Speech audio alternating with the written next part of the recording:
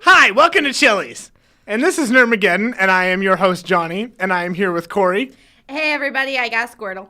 Yes. And also Court.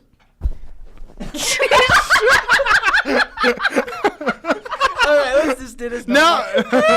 All right. And that is what we're... Hi. And they say I'm the cat. Oh, my gosh. Okay. So today we're going to fancast our favorite shows and books. Let's get right into it. Let's do that. All right. So, Court, after that stunning introduction from you, Yes. let's begin with you. Okay. I want to turn Voltron Legendary Defender into a movie. Okay. Tell us more. All right. It's going to be directed by Luc Besson. He's the director of Valerian and The Fifth Element. And so, in no particular order, I'm going to go with Hunk, played by Josh Peck. Yeah. All right. Not All quite right. as stocky as he used to be, but Right. it'll work. Pidge is Bex Taylor Klaus. Yes. Arrow. Who's the voice of? Yes. It seems fine. It fits. Yeah. Yeah, she was like Sin or something on Arrow. Yep. And then we got Keith Asa Butterfield. Okay. And then we got Kiro, Ross Butler. I think he was on Riverdale for a while. He was Reggie, but then they replaced him. Okay. Which is weird. And then Princess Allura, Zoe Kravitz, which is Lenny Kravitz's nice-looking daughter. What was that, Court? Okay. All right. Just checking. Yeah, she's been in X-Men and other stuff. Then we got Lance, played by Jake T. Austin from, I think he was on The Fosters a little bit. Okay. I think he might have even got replaced. Yeah, he did. So A lot of replaceable people. Yeah, a lot of Koran is Sacha Baron Cohen. Yeah, okay. Borat and all that stuff. I think he can do a good job. And then Zarkon is Willem Dafoe. Oh, So okay. I think he brings intensity into that role and then slaps some prosthetics on him and you're ready to go. I think that's my Voltron cast right there. Okay, so tell us what kind of story would you look for in this Oh movie? boy, I did not even like. Well, I'm putting you on the spot. It would be pull it out of your. Yeah. It would have to be something very easy because the mythos is kind of complicated, so you have to like condense that down. I would just treat it like the Netflix series, very just like I would have that kind of tone to it, and maybe the production elements and like the special effects would be like Pacific Rims, like the people who did that. I would stick them on the production and the effects company. And like I said, Luc Besson has kind of a visual. I know Valerian wasn't that well recepted, but I think it would work for his vision for this. And it would just be lighthearted enough, but it still would have some consequences. And you don't want to go too crazy with the mythos. You just want to keep it pretty streamlined. And then, of course, set up for like 17 more sequels. Okay.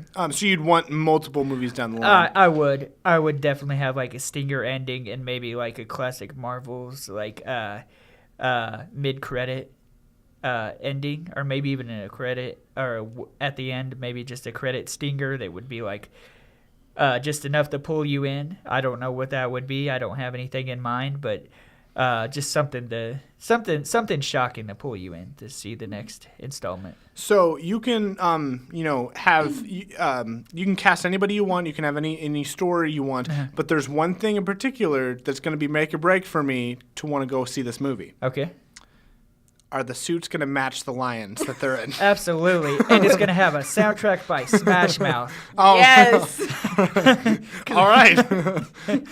Yeah, that's all I got. But yeah. So as the series progresses and one pilot becomes unable to pilot one lion, and they have to fill that in with somebody else. We're not having any of that. We're gonna switch the color of the suits to match the lion that they're in. Yeah, okay, everything's gonna be color coordinated. If anything is good in this movie, it's gonna be color coordination. Perfect. That is, I the one thing that I look for in any movie, in any good movie, is color coordination. And you have to have like just like Power Rangers slapped Krispy Kremes in there for some reason. We're just gonna have some stupid ad thing in there. I don't know what it's going to be. Pizza Hut or something will be in there shamelessly promote, even though it's in a faraway planet. Perfect. We'll have advertise Crayola. Crayola. So really push Yes. those colors, Yeah. the importance of the colors forward. Maybe it'll show that. Maybe it'll show one of the people, Pidge, when she's real little, or Yeah. he, or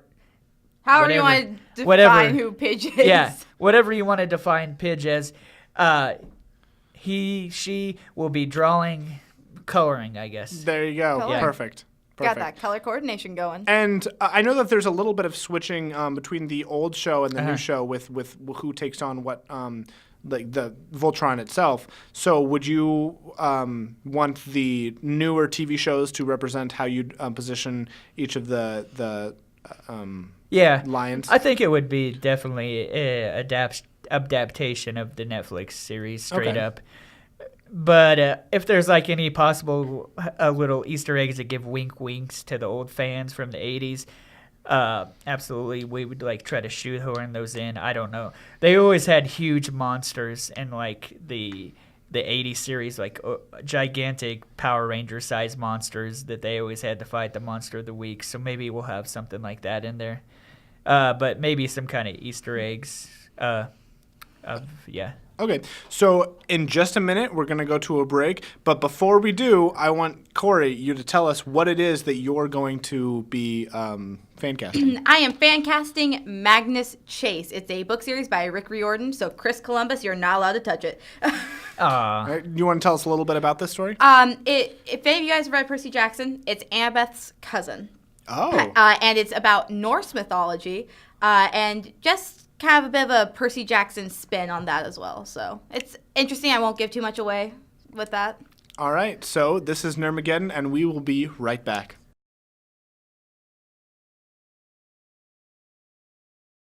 Hi, welcome back to Nerdmageddon, and we have Free Shavakadu.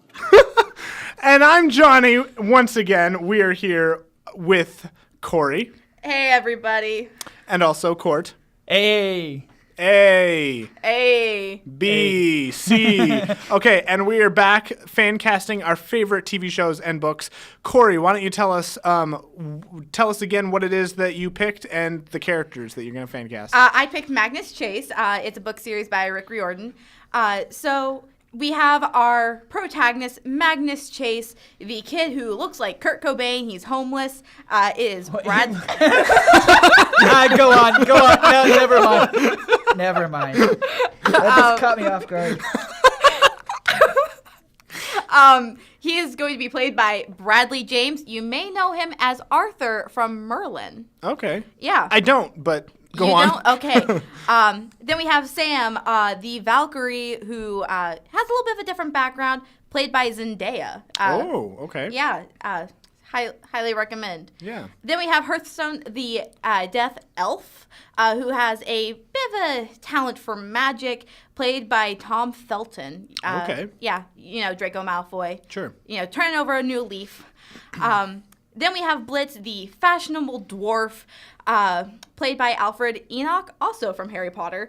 He played Dean, one of the 5 boys from the Harry Potter dorm. Then we have Alex, who is Sam's sibling, for lack of a better word, played by Willow Smith. Okay. Alex can transform into just about anything they want. So that's pretty interesting. Then we have Annabeth Chase from Percy Jackson, Magnus's cousin, who will be played by Anna Sophia Robb. Okay. Yes, Awesome. a Solid better fit than the girl they had play Annabeth in the movies. Still salty. So, very briefly, tell us what you'd want the story to be about. Basically, I actually want more of a TV series. Okay. But it would basically just follow the book, in which case Magnus discovers his dad is a Norse god. He has to go find this legendary sword, who I'd have played by Vic Mingona. He plays just about everyone in anime. Tom McKee from Ouran High School Host Club. Spirit from Soul Eater, Somaka's dad. Okay. He plays Crow and Ruby, so top notch. All He'd be right. playing Jack the Sword. So basically just following that. Then we can't, have a Norse story without the bad guy Loki, played by Sebastian Stan. Nice. because he looks nothing like Tom Hiddleston. All right. And then Fenrir, the giant wolf that they're going to fight in the first book, he is going to be voice acted by Benny Cumberbatch, or however you want to pronounce his name, Doctor Strange. Oh. Took you guys a minute. Benedict Cumberbatch. Yeah. Yeah, Benedict Cumberbatch. Wait, have you guys never seen that meme? No. No one can pronounce his name correctly. Nice. Okay. All right. Yeah. So I'm going to move on to mine. Yes. My favorite television show, that's not true. One of my favorite television shows as a child was Danny Phantom. Yes. And I would love to see a revival TV series. And even though it's not going to happen, this is a fan cast, and so I can do whatever I want. That's right. And so for Danny, I chose Dylan Minnette, who is known from 13 Reasons Why and also the Netflix original I Open love House. that. Yes, the classic horror Netflix movie Open House. Great movie. Great A1 movie. Check Oh it out. yes, yeah. Don't check it out. It's. Don't hurt yourself that way. I think I would have Tucker be played by Tyler Jackson Williams from Everybody Hates Chris. Sam I think she would be played well by Elizabeth Olsen. Not Audrey Plaza. Nope, I change it. Aubrey Plaza would be Sam.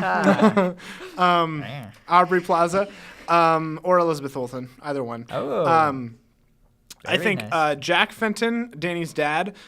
He's a big guy. He's kind of like he's a little bit not bright. I think he would be best played by Jack Black. Nice. Yes. Jack, played by Jack Black, from the Jack Black movies. Yeah, naturally. where he portrays Jack Black. Okay. I think Maddie, Jack's wife, Maddie Fenton, she would be played by Holly Hunter, who is the voice of Mrs. Incredible in the Incredibles, and also is a character in Batman v Superman. Solid. Jazz, who is Danny's sister, would be played by Brie Larson. Okay. She's a very overbearing sister and a little bossy. I think it would be kind of fun to see Brie Larson take on that role. And last but not least, the villain of the movie, Vlad. I think he would be best played by the one, the only, Jeffrey Dean Morgan. Oh. Yes. Yeah, from Walking Dead and Supernatural.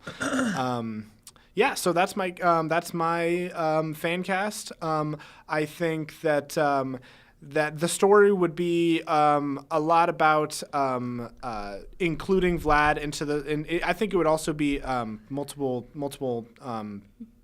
movies, and it would include Vlad at the start, and he would be kind of like the overarching villain for the multiple movies. And it would be I would like a darker take on the cartoon because it was a kids' television show. And it would still have to be geared towards children, but I think that if they made it a little bit darker, kind of like Percy Jackson movies were, except better. No. Yeah, except No. better.